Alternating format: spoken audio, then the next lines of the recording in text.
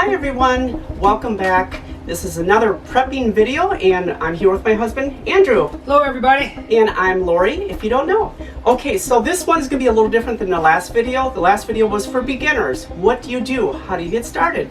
So this one is top 5 items you need, no electric, in the winter. Right, so let's say you've got a snowstorm, you've got an ice storm, and the power's gone out. You wake up in the morning, there's no power. Where do you go from there? What do you need to be prepared for in case that situation happens? In Wisconsin, that's very likely could happen. Last year we had a big ice storm that did take the power out for a short amount of time, but not a huge amount of time. But there was areas that were without power for days. So yeah, at this point, I would say that you need to assess the situation. So in this example, we just woke up, power's out, we don't know what's going on. So right, so the first thing you want to do again is assess the situation. You see that the power's out, so check if you have cell phone service or not, and maybe contact any of your friends that you might know that might be near you to see if their power out is out as well, or if you can tell if the neighbor's power is out, so you can see just how far the power outage is. The first thing I would suggest is get yourself dressed warmly and go outside and assess the situation. Try to find out, did a tree fall like on your own power line? Did the trees fall down the road? Is power out everywhere? Are there any trees that might be obstructing your driveway? How much snow did you get? Are you going to be able to shovel yourself out if you need to go somewhere? So the very first thing is assess the situation. Right, or if it was an ice storm. Ice storm, yes. That maybe turned to snow, or it got warmer and then everything turned to ice, and which is always a bad thing. And did that take the power lines down? So one of the very first things we have is, and we got this on Amazon and we have a link for it, but really important to have, this is a solar powered crank radio. And with that, it also has a flashlight on it, but it also has a weather station on it. So right now, this here just 24 hours a day tells you what the weather is going to be. So what you want to do is find out if the storm is over with, is there a storm going to be coming more? Again, is there going to be more snow? Is it over with? So you can start assessing what your plan needs to be from here. And what we did with this is we set this to a station that talks about our local weather, where we are here in Wisconsin. So right. This particular radio has AM, FM, and also the weather band. So wherever you are, you should have a weather band that you can go to, but you do need a radio that gets that weather band. So this is the perfect one to have with that. Again, make sure it's fully charged. If you need to, this does have a crank on it, so then you can crank it as well. There you go. Oh, you push this thing. There's your crank. Well, isn't that special? Isn't that nice? That's lovely. But yeah, this is important because what if you run out of batteries for the radio that you have? So a crank radio is really important. And of course, when you send the husband out to assess the situation, you want to make sure that he has protection. He's prepared for any scenario. We won't go into detail about that because I think you understand on YouTube, they don't like that stuff, but be prepared for every scenario, even possible intruders. Right. Sorry about that. The cell phone works. So. Cell phone works, yeah. And also make sure you have a shovel right outside your door. Nothing worse than if you got 16 inches of snow and you've got to go find your snow shovel. So have a snow shovel ready. We also have a snow rake ready to take snow off the roof, because if you got a large amount of snow and you got a couple of snows, you want to make sure you're getting that snow off your roof so you don't have any further damage. And kind of preparing, we make sure we watch the weather on the news every night before we go to sleep. So that's the last thing we watch. And we turn off that TV and go to sleep. So we want to know what possibly might come. Yep. So being prepared. Also very important when you're assessing the damage is make sure your water's still running. Fill up some water containers, but then if you're in an area where it's also going to get very cold, make sure you know where your water shutoff is. Like for ours, our water shutoff is in the basement, because if you don't have any heat for extended period of times, there's a real good chance that your pipes are going to freeze. So you want to shut the water off going into your house and drain your pipes so that your pipes don't freeze, because you're going to have a real mess on top of everything else if your pipes freeze during this time. Okay, moving on. Okay, we're back everybody. The second section, or the second thing, the top second thing we think you need when you woke up first thing in the morning and no power. You assess the situation. Right, assess the situation. We know what's what. Right. And then you want to figure out how you're going to stay warm, because oftentimes after an ice or snowstorm, in Wisconsin especially, and anywhere in the Midwest, really anywhere, but we'll get a cold snap following it. It seems like we'll get a heavy snow followed by a really bitter cold snap, and that's where the danger can come in, is that cold snap. You've you've got to be able to keep yourself warm. Oh yeah, very much so. And I know that most of us have an abundance of blankets. So you want to make sure you have plenty of blankets. And probably the best thing to do is figure out the smallest room that you can have a sleep area and that you want to stay huddled in and warm in. A warm room, basically. Yeah, a warm room, basically. Well, hi there, Aries. Now, keep in mind in your warmth room, what you want, like I said, you want to have blankets. We actually have some sleeping bags ready as well, because the sleeping bags will keep you warm. Very heavy-duty wool socks to help keep you warm. Also, we have a tent that if it was really cold and you want to stay as warm as possible, you want to put a tent together in your warmth room as well, because that's going to, when you go in there, the body heat that you're giving off is going to stay within that tent. So you have your sleeping bag, small tent you can put up, warm socks, those are all things you're going to need. But you're also going to want to have candles, and if you have a fireplace, remember you can run your fireplace, but you're not going to have a blower for blowing that heat around. So you want to keep that in mind. Very important if you're going to be using a fireplace or if you're going to be using candles. Candles can give off a fair amount of warmth, but you also want to be careful because they're taking oxygen out of the room, and so you want to make sure also you've got a carbon monoxide detector, preferably a battery operated carbon monoxide detector in the warmth room where you're going to be. You also want to have a fire extinguisher, because you may have some candles going in there just to give off light and warmth, but if like us, we've got 2 dogs that love to run around. If they were to knock one of them over and you've got a bunch of blankets around and stuff, you could easily start a fire. So you want to make sure you've got a fire extinguisher, carbon monoxide detector, and things to keep you warm. Blankets, socks, sleeping bag, tents. And the tent, this is a 4-person tent. I got this on Amazon, and believe it or not, I set it up, put it together. We put it together. It was kind of funny. We should have filmed that. Yeah. And the 2 dogs were barking at it. Then once we went inside, they followed us, and then the tent fell down because we were playing and goofing around. Make it a game too. You want to be warm, but you want to not panic. You want to have fun and have positive thoughts and positive energy going on with this. I call my little angel here. Oh, hi. My electric blanket, because in the wintertime she'll cuddle right up next to me, and she's like a little electric blanket. So keep your pets nearby you as well. You'll keep them warm and they'll keep you warm. Okay, moving on. Okay, everyone. Our next item is lights. Lighting up. Let's say it's getting dark, or maybe you have all the blinds and windows covered. Maybe you have plastic and tape around it to keep all the little drafts out if you have drafty windows or doors. And keep in mind too that in the wintertime you're not going to have as much daylight as you do during the summertime.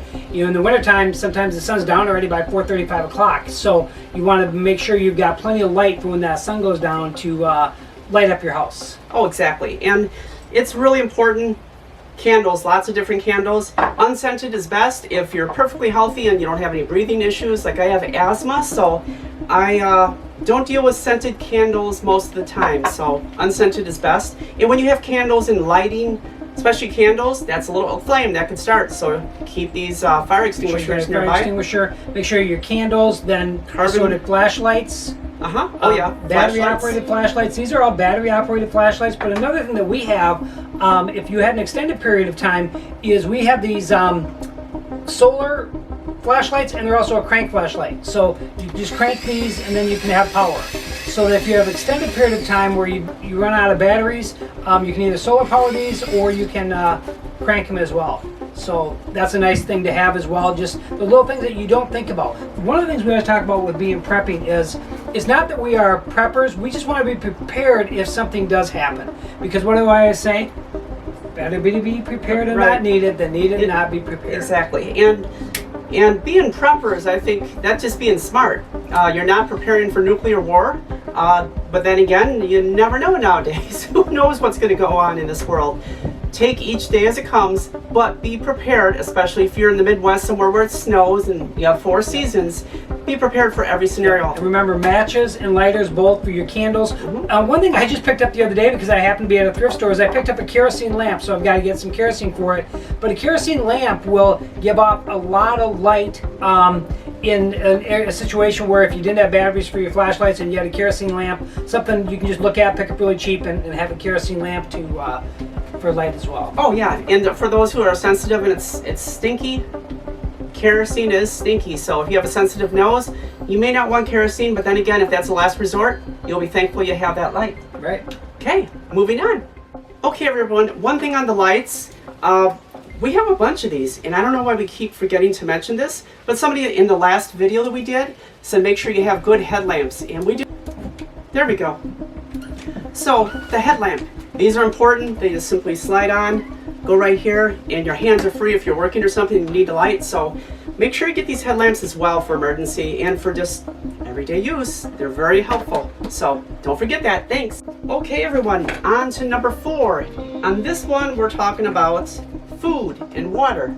So, I'll let you take over. Yeah, now remember we did, the previous videos kind of show you what you need for food, the best kind of foods to have, and also what water you should have. Keep in mind that if the power's gone out, one of the first things you want to do is use your perishables first, because you don't know when the power is going to come back on, and those perishables are going to be the first things that go bad.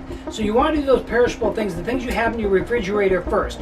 Your freezer, that's okay, because that's probably going to stay frozen throughout the duration, but your perishables in your refrigerator, you want to use those first because they're going to go bad. After you've used the perishables in your refrigerator, then you want to make sure you've got the canned goods. And again, just look at our last video, tell you what you need as far as your supply of water, the best canned goods to have, rotating your stock, that type of thing. Some of the best canned goods. Right. Corned beef hash, Spam, Starkist tuna, or whatever brand tuna. Tuna's nice, you just open it up and eat it right out of the can. And chicken as well. They have chicken already cooked in cans, so that's real good. And like fruit, surprisingly, a lot of these last for a couple years. You already have 2 years when you buy them, so look at where it expires and get those. And part of being prepared is always make sure you have a manual can opener, because you know, it'd be terrible to have cans and not be able to open them. So make sure you have a manual can opener. Very important. Well, if you have a very sharp, strong knife, you could open it. But then you might need your Band-Aids. Well, I couldn't open it. I've tried before with a sharp knife. I couldn't open the can. You could.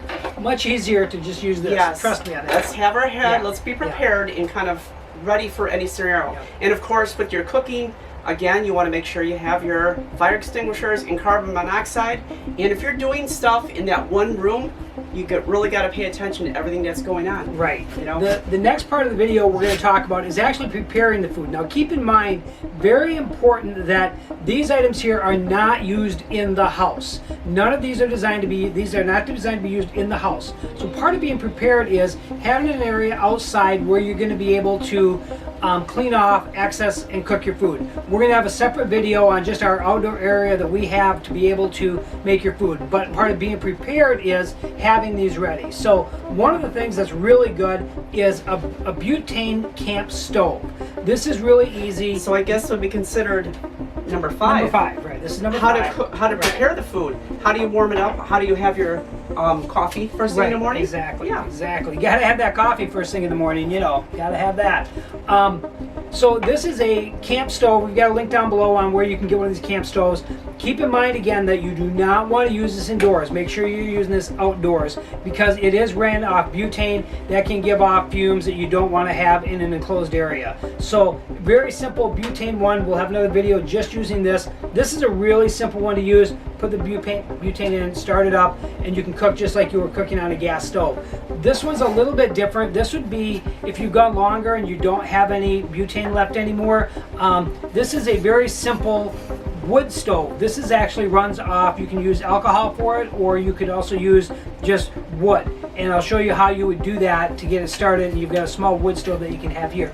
Keep in mind, even though you're outside, take the fire extinguisher with you, because you just don't know, you don't want anything, say you are using this even near your house, and that could potentially start a fire. So have your fire extinguisher ready. But these are 2 things that you can use to cook your food with. It's very important to have a plan to be ready to cook your food, because if you've got, you know, you're not gonna be able to use your microwave, you're not gonna be able to use your oven type of thing. So you're gonna want to have a way to cook that food. Very important to be able to do that. Again, safety notice, so use these outside. If you like what you saw, please subscribe to our channel. We've got a lot more videos on just everyday preparedness, what to do when things happen. And a lot of it's just being aware of what to do. It isn't being that you have to go spend a ton of money on being a prep or anything like that, but be aware of what could potentially happen, and be aware of what you need to have, and be ready for it. So subscribe to our channel, and if you liked it, smash that like button. We appreciate it. Smash that like button. And the last thing I want to say is, remember, through this, remain positive, and stay calm. Use your head, focus on the situation, and I might get upset, so I want my husband to calm me down. Now he may be getting upset, so I want to calm him down. We have to remain calm, think smartly, and remember, we can get through this. Now, this may be a long-term thing, but for the most part, it'll probably be for a day, maybe two, if that, you know. Right. Yeah. Be prepared for it to go longer, but be ready. You know, like I said before, better to be prepared and not need it than need it and not be prepared. I can't stress that enough. Oh, exactly. So be prepared, be safe, and be smart. And we'll see you guys on the next video. And if you like this, again, please subscribe and like. Smash that like button. And also, the video is down below right over here. Our last video, and it's in detail what you need to start prepping. Okay. Also, comment down below on what you do and what maybe things we might be missing that you think people would be important, because you know we're all in this together. We want to help each other out. We're all about being very positive and helping each other out. So comment down below what you do in case if you had a natural disaster of any type where you didn't have electricity.